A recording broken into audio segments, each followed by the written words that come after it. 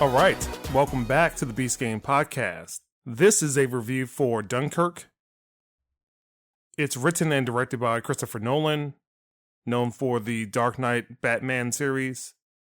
It stars Fionn Whitehead, Mark Rylance, Tom Hardy, and Cillian Murphy.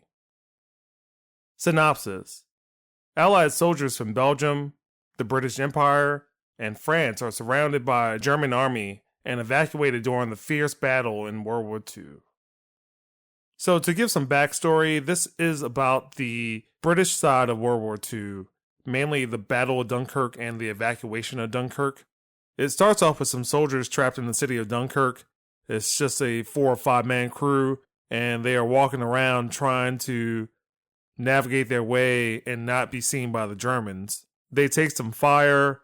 One of the soldiers runs away and finds their way back to the British lines.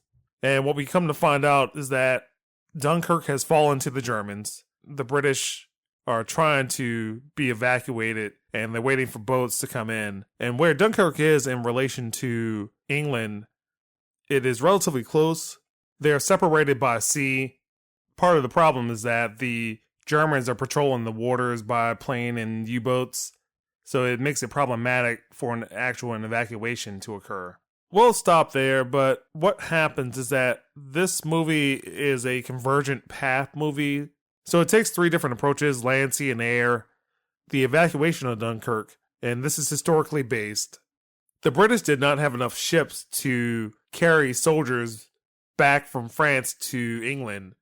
They called on regular citizens to take whatever fishing boats or boats that they had to France to get the soldiers back. So if it was a rowboat, if it was some fishing vessel, or anyone that had the ability to take a boat was being asked to try to get the soldiers back.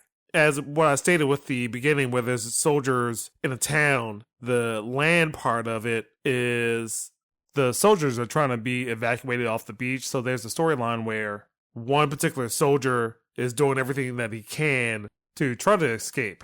He tries to imitate a medic carrying a wounded soldier, so he can take a wounded soldier onto a ship. For some reason, he can't get on it, and then he tries a couple of other different methods, and he's always being brought back to the beach, where the British soldiers are staging to be evacuated. The air part involves Tom Hardy. He's a fighter pilot. He and another character are trying to shoot down planes that are shooting at soldiers and ships. What you have is just kind of this convergent path. Everything kind of ties in together. But what I did not like is actually that aspect of it. Personally thought this movie would be more about the Battle of Dunkirk rather than the evacuation of Dunkirk. Another problem I have with this movie is just with the lack of dialogue. There's long stretches where there's character interaction and things happening, but characters aren't necessarily interacting with each other.